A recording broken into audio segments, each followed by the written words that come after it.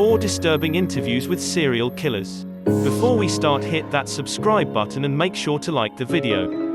On May 19, 1983, Diane Downs pulled over onto the side of a quiet road and shot her 3 kids, Cheryl, Danny and Christy, multiple times. She then shot herself in the arm and drove to the nearest hospital. Tragically, Cheryl was already dead whilst Danny was paralyzed and Christy barely alive. Meanwhile, she had told doctors that they've been attacked by a bushy-head man who had attempted to hijack the car. Police, though, was skeptical and after a lengthy investigation arrested her on February 28, 1985. I guess sightseeing. Here's the interview. And the kids got tired. They fell asleep in the car, so I decided to just head on home. But I saw a road I hadn't been on before. We like to take back roads. And just went down that road. And there was a guy standing in the road, flagging me down, so I stopped. If I had shot my own children, would I not have done a good job of it? Why would I have taken my kids to the hospital? Wouldn't I have made sure they were dead and then cried crocodile tears? That's insane to think that I would do such a thing and then bring the witnesses in against myself. That's crazy. Christy woke up, and as I say, she may be the only one to get me out of this. Would I have brought her to the hospital? Wouldn't she be the one that I would make sure is dead? There are too many holes in it. When this man shot my daughter, my first reaction was to snap back to my childhood, to the pain that had happened to me back then, my marriage, my entrapment by society. This man was bigger than me. He was stronger than me. He had more power because he had a gun. And I stood there and I looked at Christy reaching, and the blood that just kept gushing out of her mouth. What do you do? Everybody says you sure were lucky. Well, I don't feel very lucky. I couldn't tie my damn shoes for about 2 months. It is very painful. It is still painful. The scar is going to be there forever. I'm going to remember that night for the rest of my life, whether I want to or not. I don't think I was very lucky. I think my kids were lucky. If I had been shot the way they were, we all would have died. You can't replace children, but you can replace the effect that they give you. And they give me love, they give me satisfaction, they give me stability. They give me a reason to live and a reason to be happy, and that's gone. They took it from me. But children are so easy to conceive. At night, when I close my eyes, I can see Christy reaching her hand out to me while I'm driving, and the blood just keep coming out of her mouth. And that, maybe it'll fade too with time, but I don't think so. That haunts me the most. Responsible for the death of 5 women at only the age of 21, Bella Charles was fortunately captured in 1970. Far more recently, Charles was interviewed by broadcaster Piers Morgan. When you did kill for the first time, was that a morning when you woke up and you were with your wife and daughter and something hit you and you went, no, today may be the day? every day may be the day. Every day? Every day may be the day. Do you know the name of your first victim? No, sir. Not now. Nancy Jerry.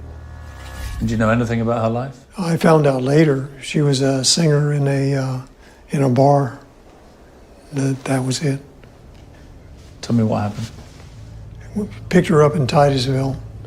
There's a wooded area, and I pulled off the road. What did she look like? A little shorter than me, fairly well built, pretty but not particularly pretty, brown hair. That's about it. And at what point did she realize that you were going to harm her? Well, not necessarily that I was going to harm her, because most of them don't assume you're actually going to kill them. Most of them assume it's a rape or something like that. And what did you then do? I told her to get out of the car, and that's when she became afraid. Up to that point, I assumed that she thought it was just going to be a rape. I walked her over in front of a tree, and then I shot her. Just like that? Yes, sir. And what were you feeling as you did that?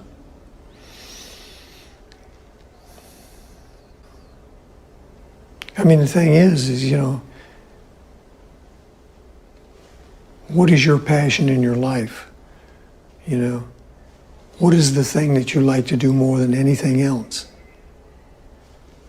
And you're doing it. You are so there that you could almost, it's like you can see the atoms vibrating.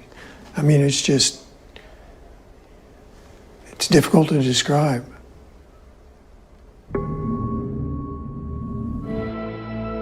Soon after the killings, his wife and daughter left the trailer park and moved out of the state. He would never see them again.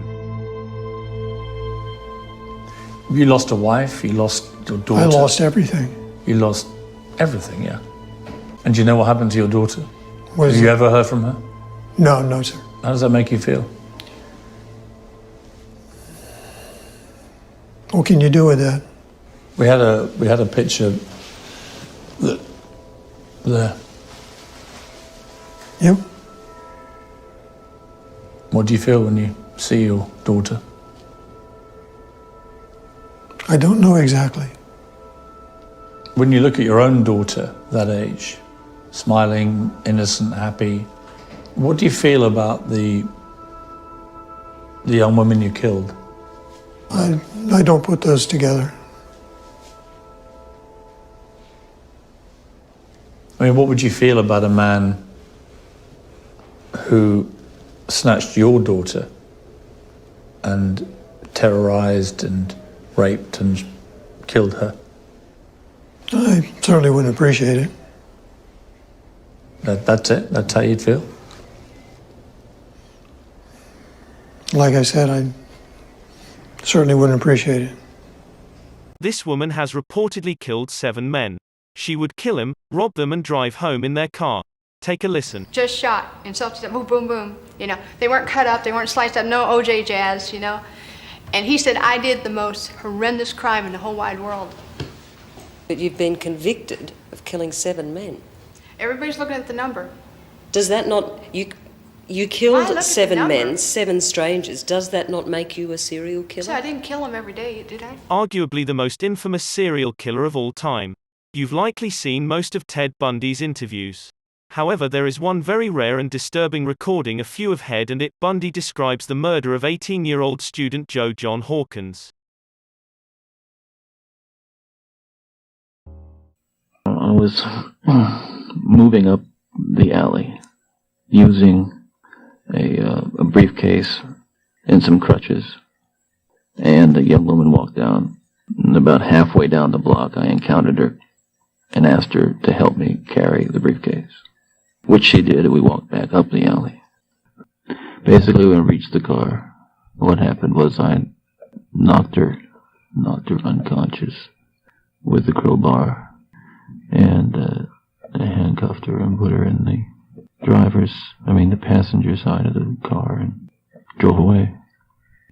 One of the things that makes it among the things that makes it difficult is that at this point she was quite lucid, talking about things. It's funny, it's not funny, but it's odd the kinds of things people say under those circumstances. She had a Spanish test the next day, and she thought that I had taken her to help tutor me for a Spanish test. It's kind of odd. The long and short of it was that I again knocked her unconscious and strangled her. Can you hear that? The Hawkins girl's head was severed and taken up the road about 25 to 50 yards and buried in a location about 10 yards west of the road on a rocky hillside. By this time, it was almost dawn, but on this particular morning, I was just absolutely, again, just shocked, kind of scared to death, shocked, horrified and I went down the road, throwing the briefcase, the crutches, the rope, the clothes, just tossing them out the window, and the crowbar, everything, the handcuffs, everything. I gotta get mad at myself a few weeks later because I'd have to go out and buy another pair. I mean, it's not comical, but that's what would happen. This was just, I was in a sheer state of panic, of just absolute horror, you know. It's like, at that point in time, this consciousness of what has really happened is like, you break out of a fever or something. I would, that is. And so I drove, talk about details coming back. I couldn't find one of the shoes, so I thought it was there. but it wasn't. So I went back. This is the next day. Got on my bicycle, rode back to that little parking lot. I knew there were police all over the place by that time. So I went back to that parking lot and I found both the pierced earrings and the shoe laying in the parking lot. So I surreptitiously gathered them up and rode off. So